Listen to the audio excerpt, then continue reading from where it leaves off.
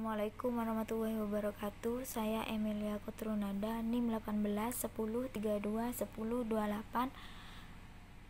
Jelaskan agroinovasi era 4.0 untuk pembangunan pertanian yang berkelanjutan.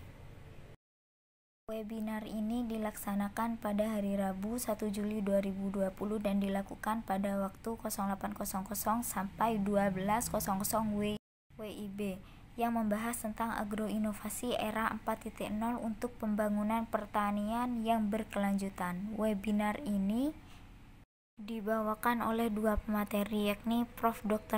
Insinyur Gembong Priyatmo dan Dr. Insinyur Muhammad Hasmi, DESS. Pendahuluan. Perlu kita ketahui bahwa senjata terhebat di dunia ini bukan nuklir atau senjata modern lainnya, tetapi pangan adalah senjata paling ampuh di dunia. Suatu negara besar dan kuat adalah negara yang berkedaulatan pangan. Untuk mencapai negara berkedaulatan pangan, maka diperlukan perubahan drastis sebagai berikut. A. Karakter building, yaitu membangun karakter petani menjadi petani profesional. B. Ekonomi building, yaitu membangun potensi desa menjadi pusat ekonomi, diantaranya dibentuk ekonomi kreatif. C. Education building, yaitu membangun dan mencerdaskan petani dalam hal usaha taninya. D. Teknologi building, yaitu menerapkan teknologi yang tepat guna, murah, dan mudah operasionalnya. Program pembangunan pertanian berskala besar. A. Program perbaikan penyuburan tanah dan manajemen yang baik. B. Optimalisasi gen lokal.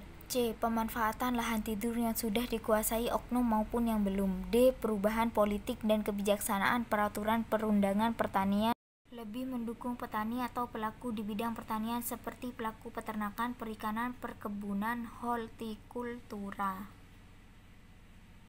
Revolusi Industri 4.0 terjadi sejak tahun 1750-an, terus berkembang secara vertikal dan horizontal, saling melengkapi, kompleks dalam rakitan dan sederhana dalam penggunaan, dimulai dari mesin uap, kereta api, sampai mesin penggerak turbin. Memasuki revolusi industri 4.0, semua berubah secara dramatis. Tren otomatisasi, pertukaran data terkini, komputasi awan, Internet of Things, kecerdasan buatan atau artificial intelligence, dan semua hal virtual yang mampu memudahkan kegiatan operasional hampir semua hal. 4 prinsip rancangan dalam revolusi industri 4.0. Yang pertama, interoperabilitas, kesesuaian. Mesin, perangkat, sensor, dan manusia mampu berkomunikasi antara satu dan lainnya lewat Internet of Things atau Internet of People.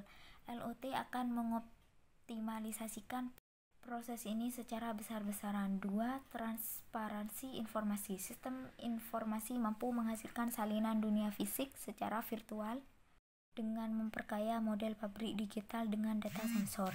Prinsip ini membutuhkan pengumpulan data sensor mentah agar menghasilkan informasi konteks bernilai tinggi. 3. Bantuan teknis. Pertama, kemampuan sistem bantuan untuk membantu manusia dengan mengumpulkan dan membuat visualisasi informasi secara menyeluruh agar bisa membuat keputusan bijak dan menyelesaikan masalah genting yang mendadak. Kedua, kemampuan sistem siber fisik untuk membantu manusia secara fisik dengan melakukan serangkaian tugas yang tidak menyenangkan, terlalu berat, atau tidak aman bagi manusia. Yang keempat, keputusan mandiri. Kemampuan sistem siber fisik untuk membuat keputusan sendiri dan dilakukan tugas semandiri mungkin bila terjadi pengecualian, gangguan, atau ada tujuan yang berseberangan, tugas didelegasikan ke atas. Modernisasi pertanian, smart farming, precision agriculture 4.0. Smart farming, pertanian pintar.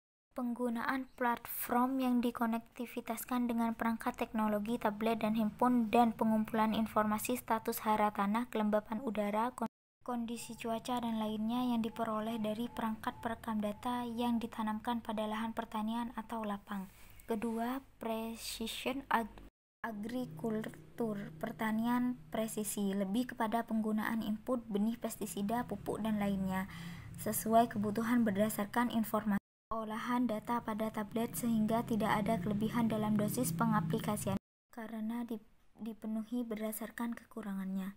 Dampak baik yang ditimbulkan pada pengaplikasian pupuk atau pestisida sesuai kebutuhan akan menjaga kesehatan dan kelestarian tanah, optimalisasi penggunaan input, dan saving cost. Demikian presentasi yang dapat saya sampaikan. Bila ada salah kata, saya mohon maaf. Wabillahi taufiq wal hidayah. Wassalamualaikum warahmatullahi wabarakatuh.